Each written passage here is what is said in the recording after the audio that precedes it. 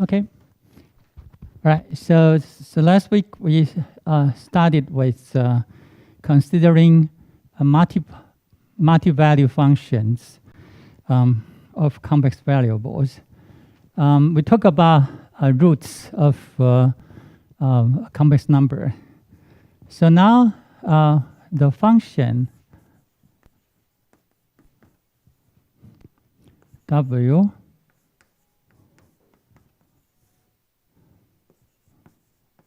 right? Now the function is a multi-valued function, okay, and has n values for each z not equal to 0. Okay, right. So we can write down a summary here. So for all z in C. Okay. So the n-through function, okay, is a multi-valued function. Okay. And suppose we let omega n to be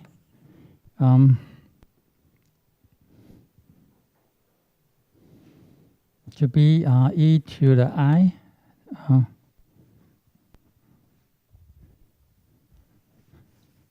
So we let omega n to be cosine n to pi plus I sine n to pi. Oh, yep.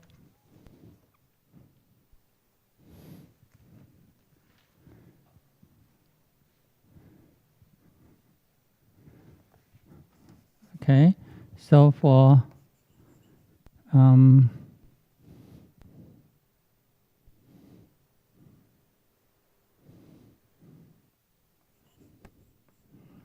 say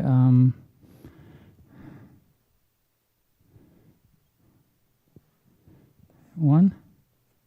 Okay, so for each n greater than or equal to 1, we define omega n to be this complex number.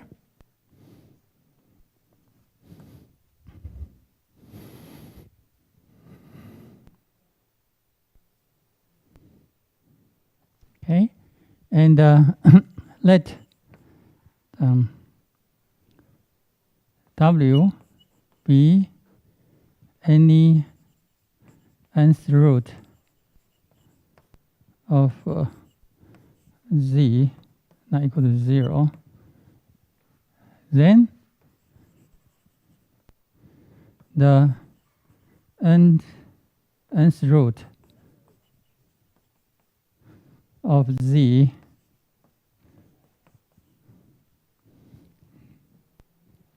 are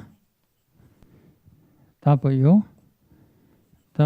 omega n, W omega n square, W omega n to the n minus 1's power.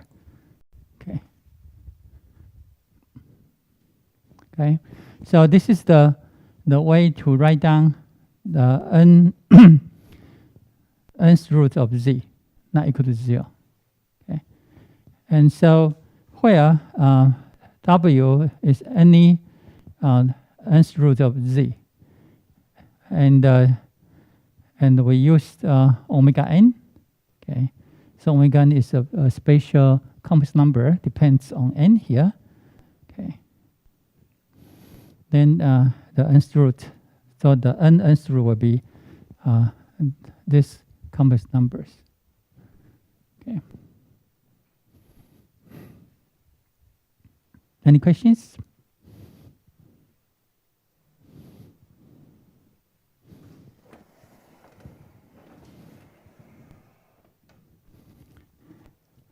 All right. So now we will talk about derivative and analytic function.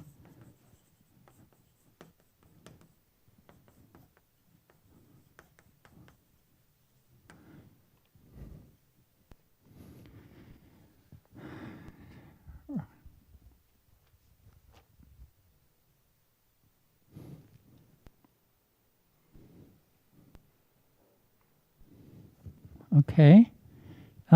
So we define some subsets of the set of all as follows. First, unit circle. The unit circle is the set that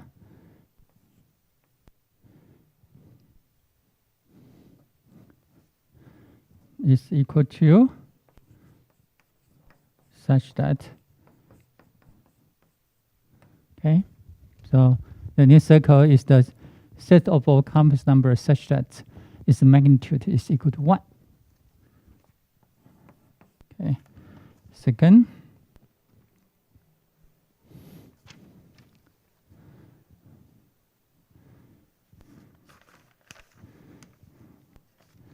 a circle, okay, of radius rho and center A and C. Okay, so it is the set such that Z minus A is equal to rho. Okay, that an open disk. This is the unit circle. An open disk.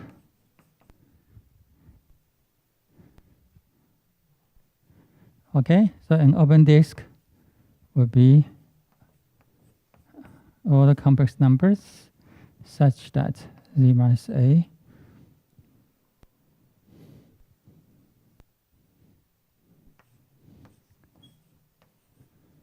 for some rho and then and A in C. Okay, so this is an open disk.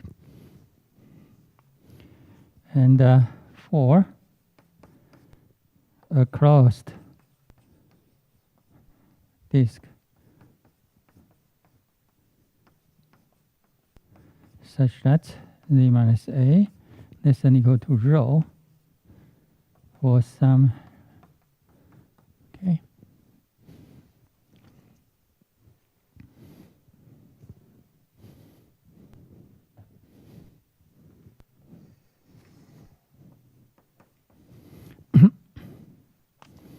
a rho neighborhood.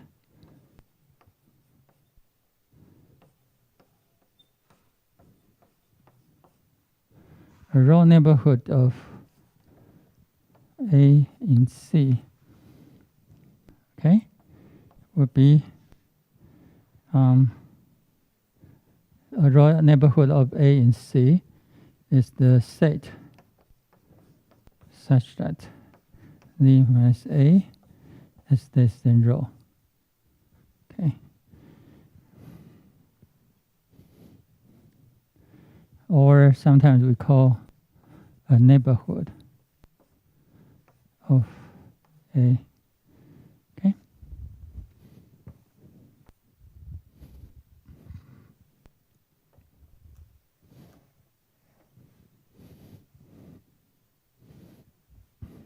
Any questions about this for subset of C?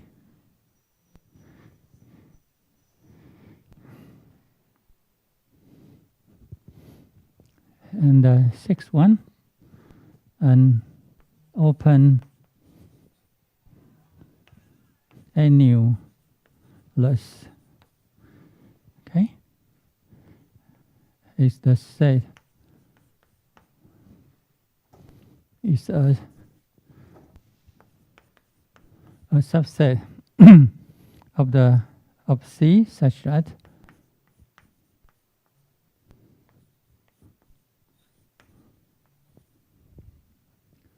for some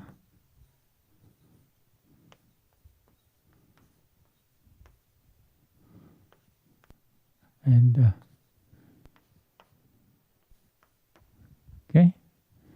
So this is called open annulus. And a closed annulus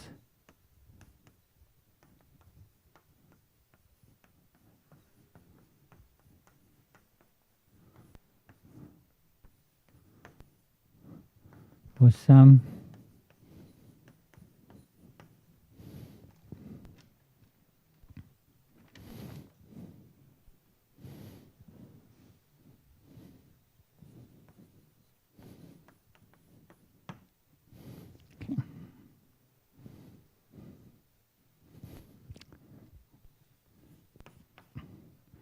a half plane.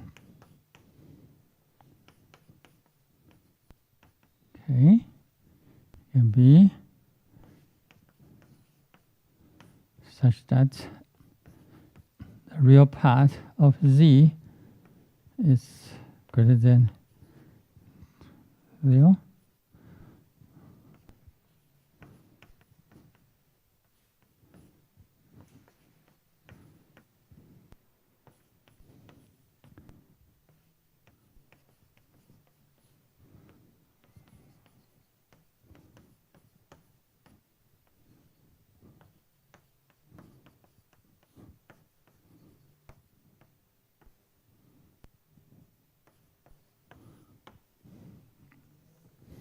Okay, so they are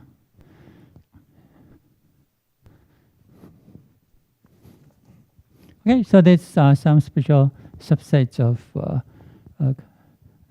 C.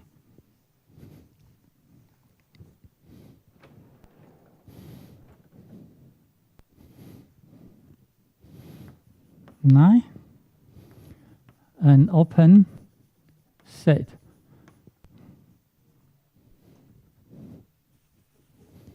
So an open subset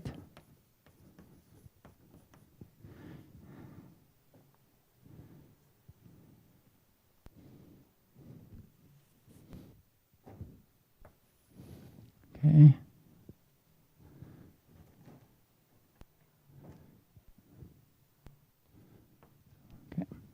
So X is called an open subset. And then for each Z in S, there exists a neighborhood U of Z such that the neighborhood is contained in S. Okay. So this is called, and a neighborhood here, a neighborhood is something like that. Okay, it's just an open disk, right? So you can say that this is an open disk. So you can say which is an open disk. Okay, so any raw neighborhood or just a neighborhood of A is an open disk. Okay, with center A. Okay, so with center A, and so S is an open set. An open set if for any point in the set S, there exists a neighborhood of Z such that this neighborhood is contained in S. Okay, contained in S. 10.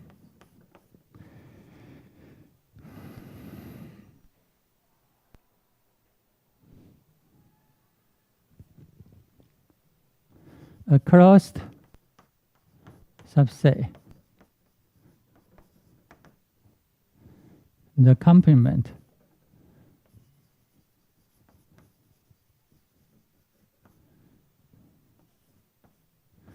of S is an open set.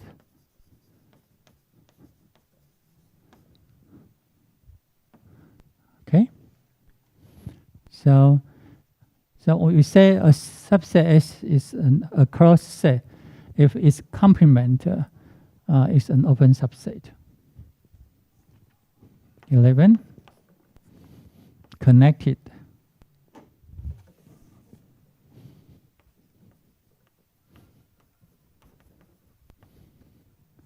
subset.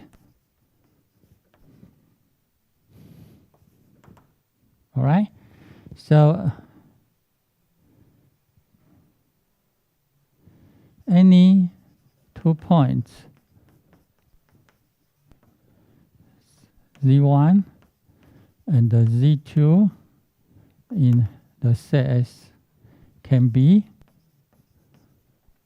joined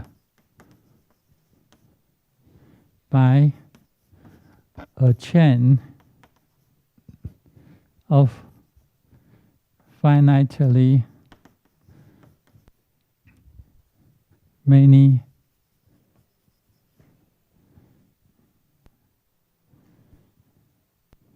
straight line segment. Okay. Connected set. So, for example, connected set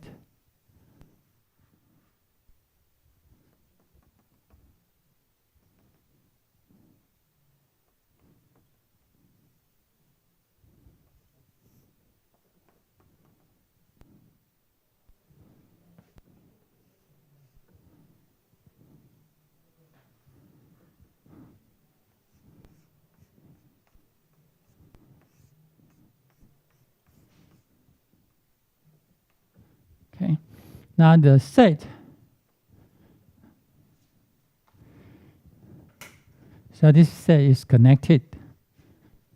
Okay. If you pick up 2 points, so you pick up a point here and another point here. So this is Z1, this is Z2. Now Z1, Z2 can be joined by a chain of finitely many straight line segments. So you can go first this way and this way. Okay. So 1, 2, 3, 4, 5. You use 5 straight line segments, right, to join Z1 and Z2. So S is connected. Okay.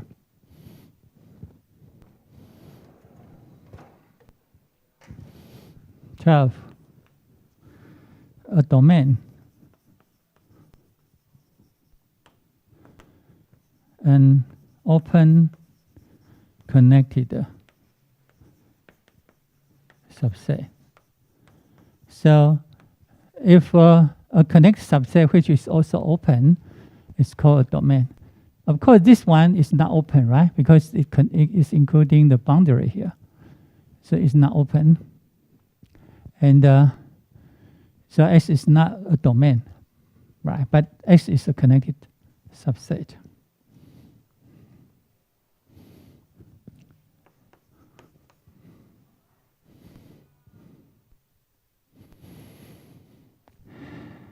Okay.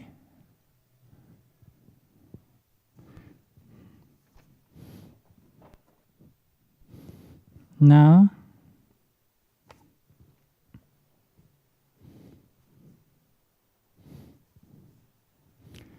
a boundary point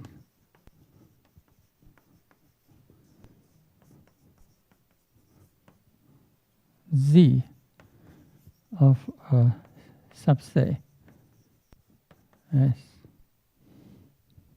right? Every neighborhood of Z, right, contains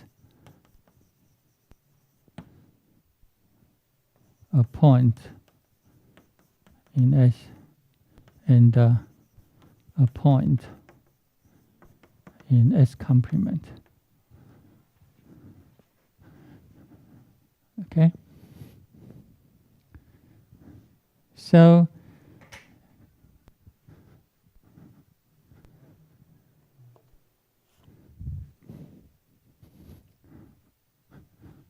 Okay, this point. So if you, this is a neighborhood, right, of Z. So Z, a boundary point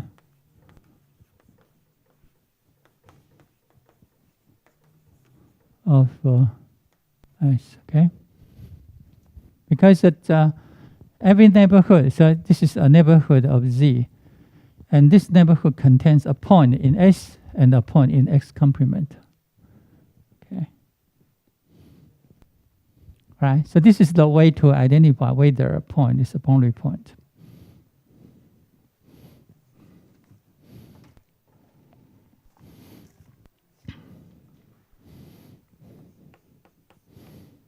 The boundary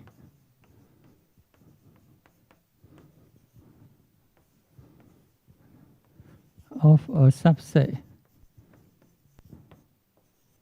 is the set of all boundary points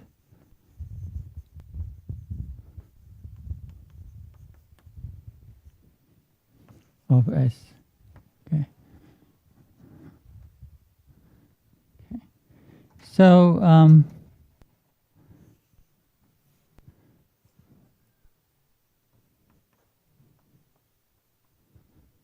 So if this is S, then the boundary point will contain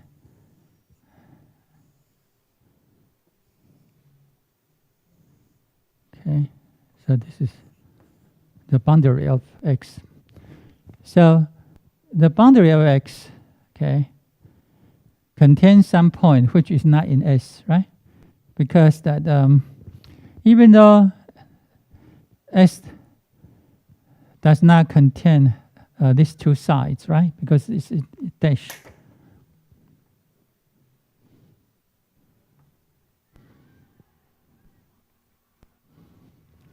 Okay. But its boundary point, its boundary will consider four sides. Okay. So this point here is Y. Y is not in S, right? But Y is contained. But Y is a boundary point.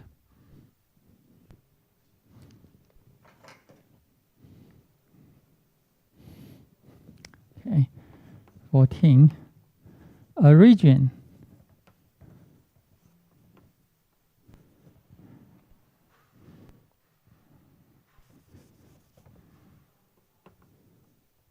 okay. So region is a domain. A domain. Union parts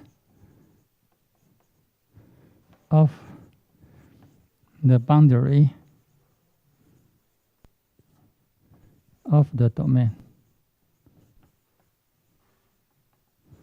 Okay. So S is a region. Okay? S is a region. In here, in this example, S is a region. So a region is a domain which is an open connected subset, right? And the union, okay, parts of the boundary of the domain. Okay, so this is, of course, it is not a subset, just a boundary point. I'm sorry, 13 is the definition of boundary points. Okay, all right. Okay, now we define a complex function. All right, it's a function. Okay, f from a subset S of C to C. Okay.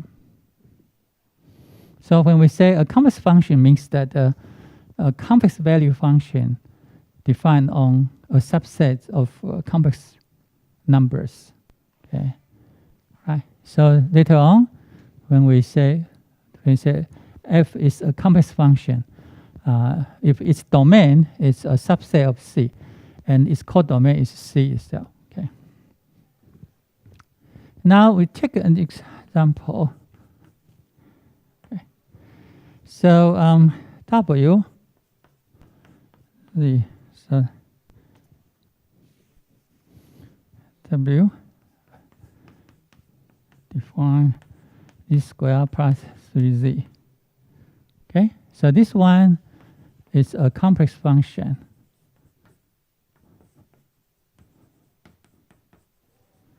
Okay, and defined on C. So it's very often that you have to identify. So if you are given a complex function, it's often that you have to identify what is the domain. I mean, what is the biggest domain that the function can be defined on. Okay, so in this one, Z can be any complex number, right? So this complex function is defined on C. So the domain is C. Okay, the domain is different from the meaning of domain. Okay, I'm sorry. When I say domain as a function, the domain of a function, you know, that it is the set of all elements which the function will define on, right? But as a subset of complex numbers, a domain would be an open connected subset. Okay, so you have to know they use the same word, but has different meaning. Okay, in different contexts. Okay, unfortunately, they use the same English word. Okay, so this is a function defined so this function can define this one.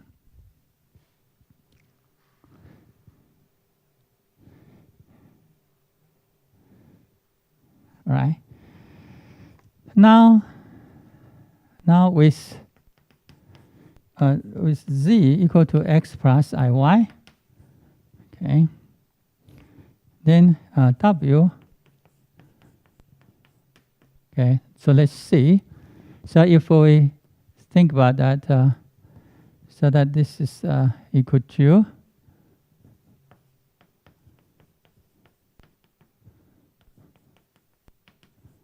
square plus 3.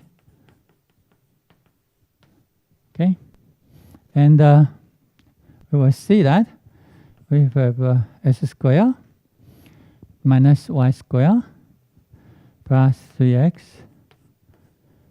plus I 2xy plus 3y. Okay,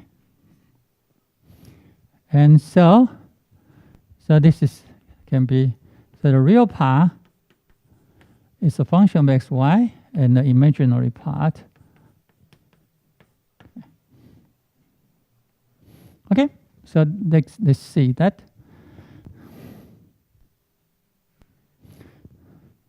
So now a complex function, okay, can be regarded as function of two real variables, okay, and its value is the complex numbers. Okay, so from here you can say that a complex function, okay, can be constructed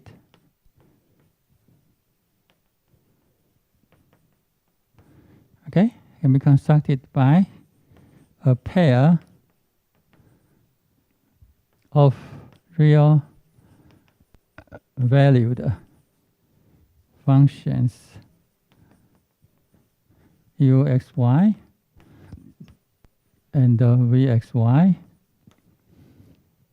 of two real variables.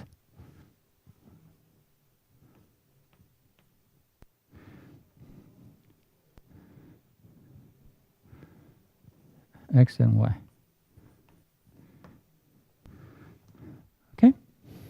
Here you can see.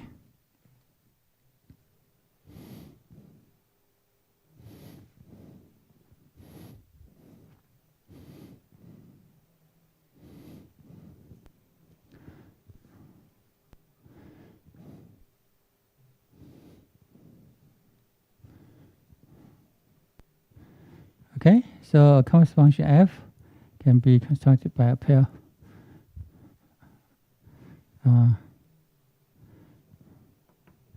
So f of x plus iy is equal to uxy plus I xy. Okay. So that such a complex function can be defined by two real value functions. I'm sorry, of two real variables.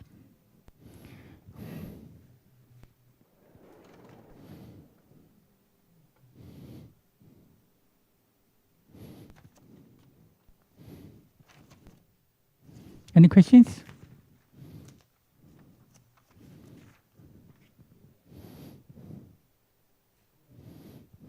So you can select arbitrary pair of real value function, right? And to construct a complex function like that.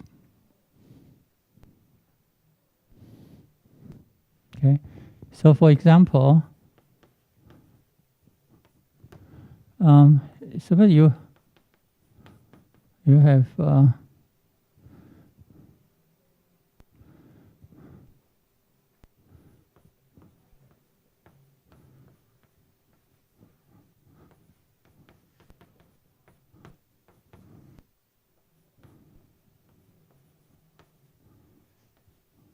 okay, suppose that you have this one. Now, as we know, x is equal to 2z plus z, right? V bar. And the y is 2I z minus z bar. Okay. So you can do the substitution. So fz, okay, by our definition,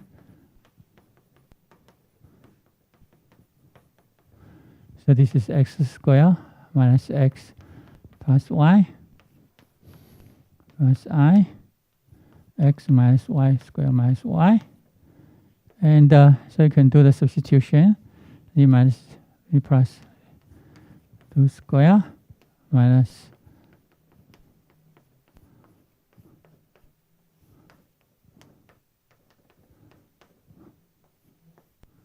okay, plus I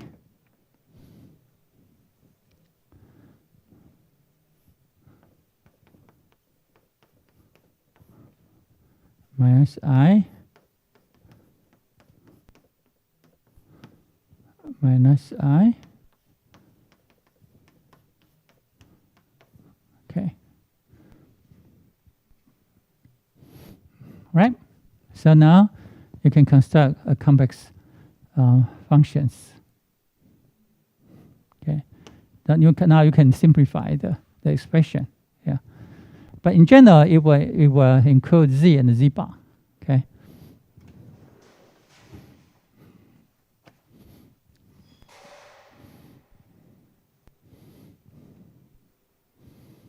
All right. Now the derivative. So now we define derivative.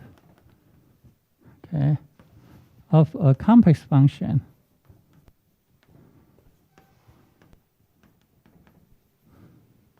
f at an interior point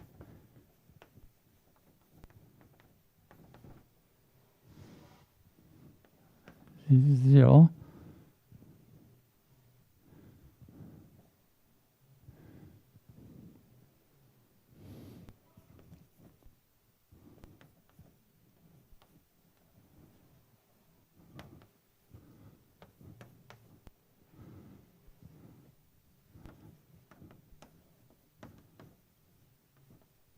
Oh, by the way, I forgot to say. Oh,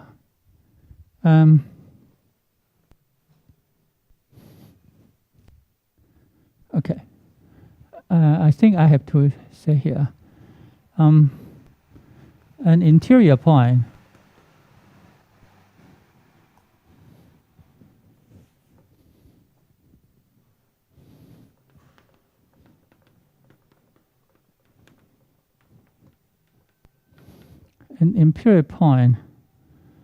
of a subset X of C is a point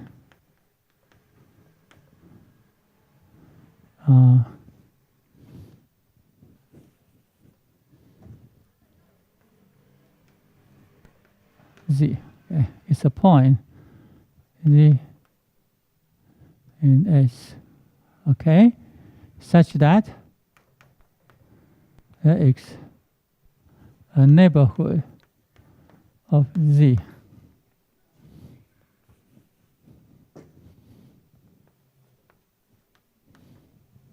with U contained in S. Okay, so an interior point, okay,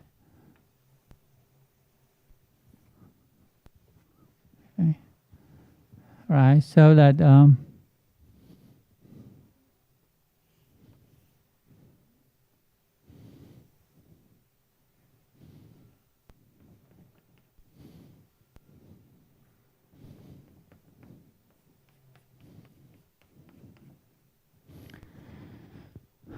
okay, so interior point is here.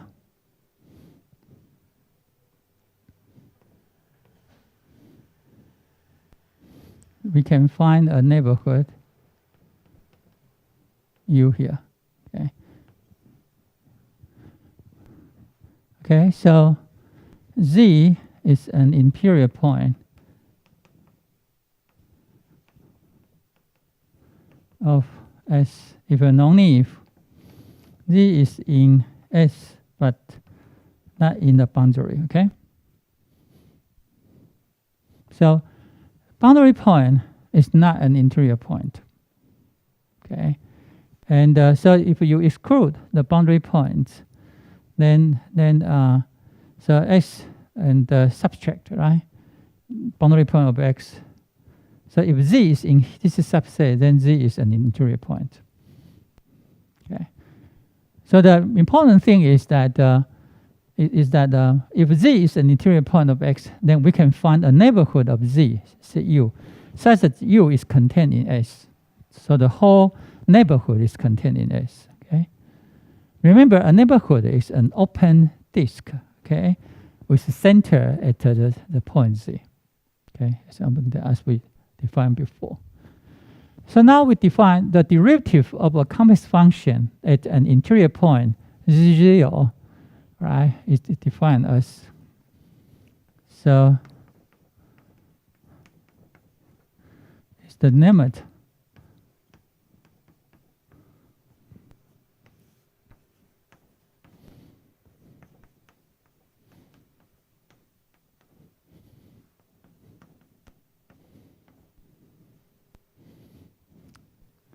okay, or sometimes we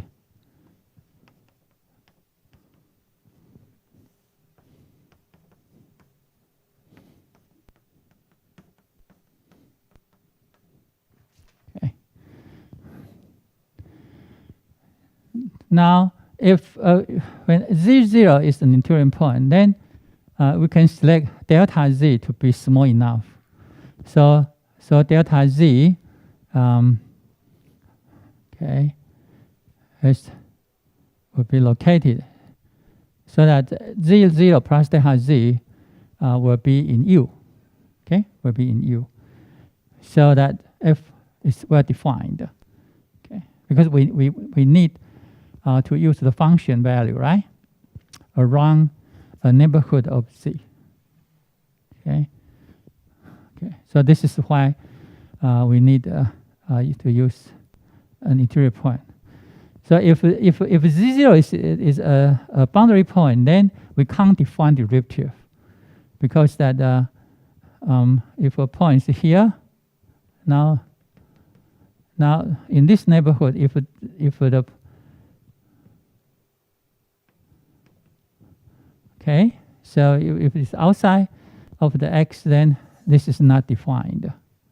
Okay, so that's the reason why we define derivative at an interior point z0 of the domain of F. Okay. Okay, provided this limit exists. All right? Now, in this case, F is said to be differentiable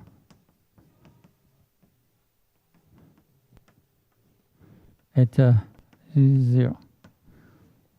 Okay. So that the situation is that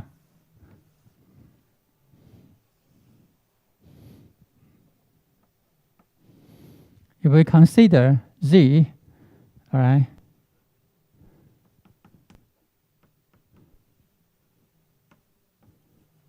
so if x is the domain of a complex function and z0 is an interior point, then we will see the behavior of this ratio as z can go this way, okay, or z can go this way. All possible reads, okay? So z can go to z, okay? And if z is very close to 0, what is the meaning? If z is located in a neighborhood of z0, then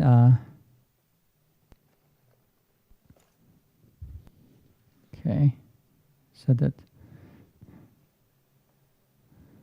for example, maybe I will use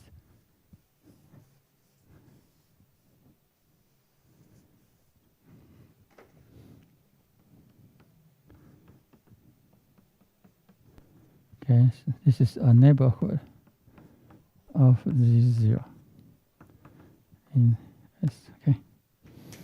Okay, so that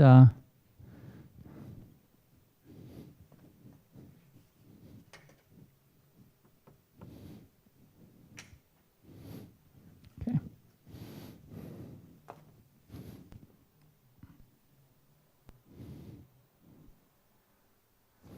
Okay, and so from the diagram, we can see the differentiability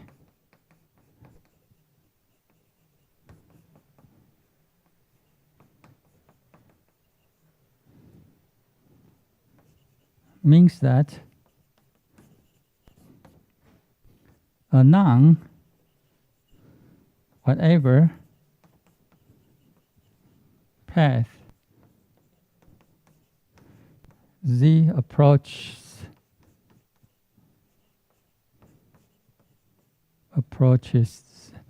z0,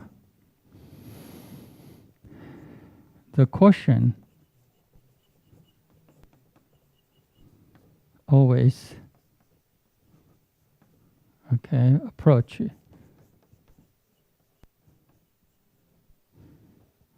a certain value.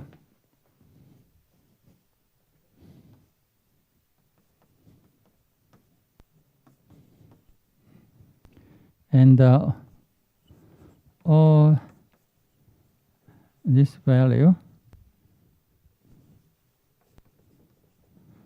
okay, all these values are equal.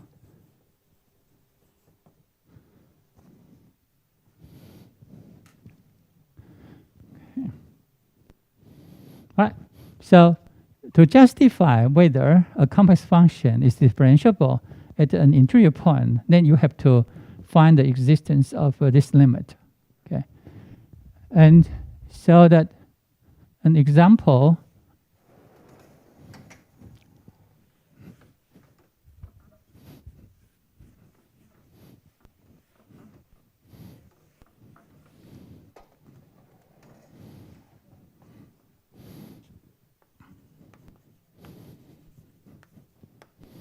So an example is here.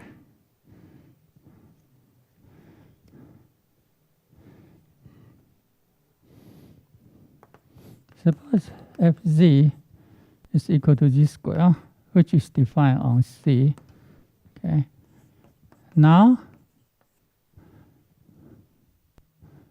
for a point z0 in C, now we consider this limit.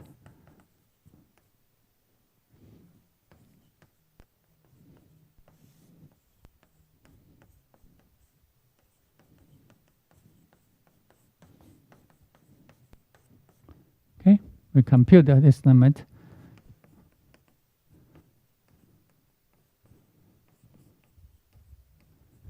Okay, and this is 0 plus delta z square minus z square.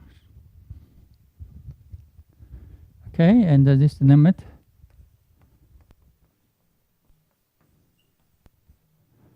and here we found we have delta z 0 plus delta z square.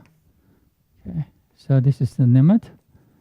Delta z goes to 0 and 2z0 plus delta z. Okay, and so this is equal to 2z0. Okay, all right. So the limit exists, and the derivative is 2 times z0. Okay, so that fz is differentiable at every point z0 in C.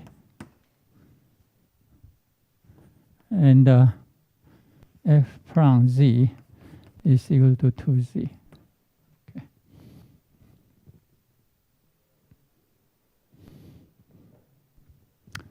Okay.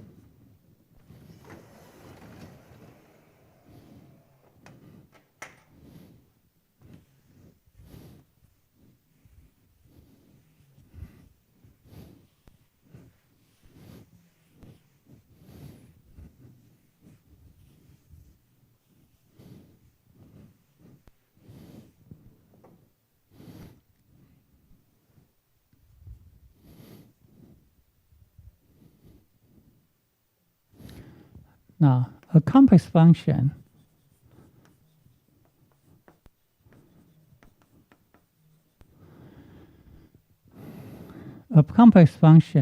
f is called continuous.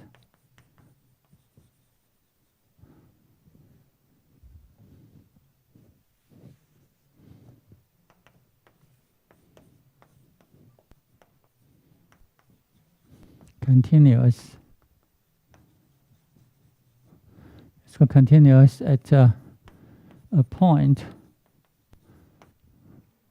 z in S. If for every epsilon greater than 0, there exists delta 0, such that that f is the point z0, okay, such that fz minus fz0, okay, so for all z minus z0 less than delta, and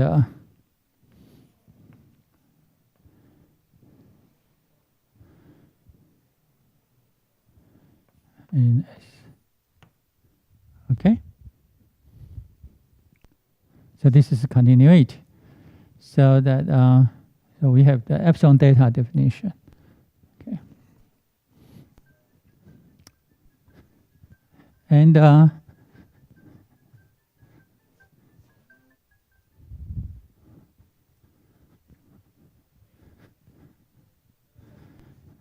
okay. So Z0 can be arbitrary point, maybe interior point or a boundary point. Okay, it can be a boundary point. Okay, for example, so if we want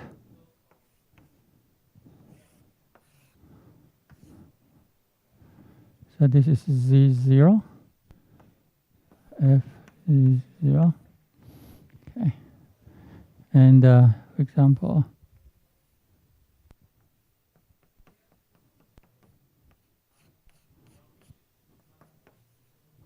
Okay, so for example, Z0 is a boundary point, and we say that the function f is continuous at z sub 0 if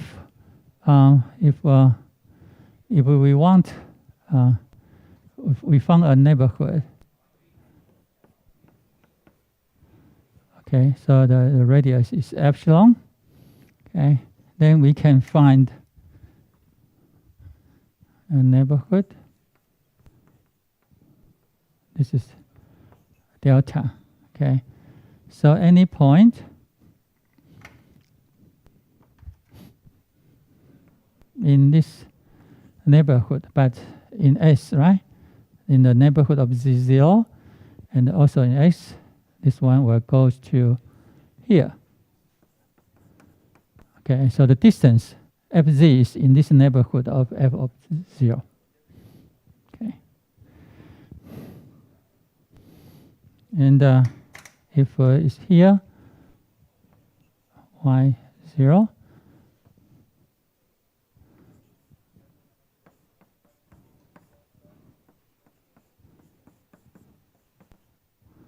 Okay, and then we can find a neighborhood.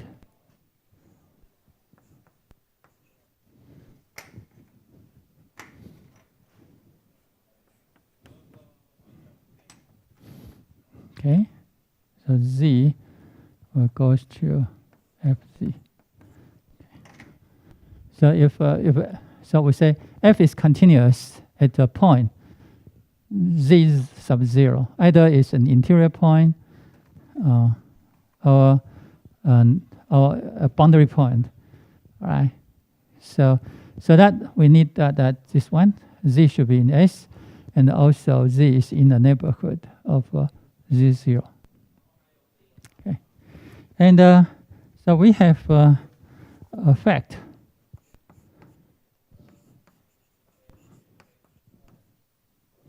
If a complex function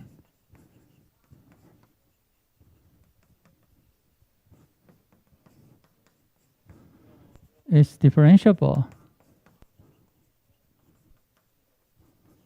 okay, at an interior point, z0 of x, then f is continuous at z0. So differentiability implies continuity. Okay, and so the proof as an exercise. Okay, you can see it can be an exercise.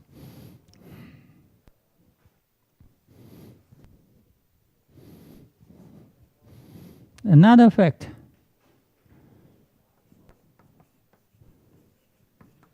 Okay, Fz equal to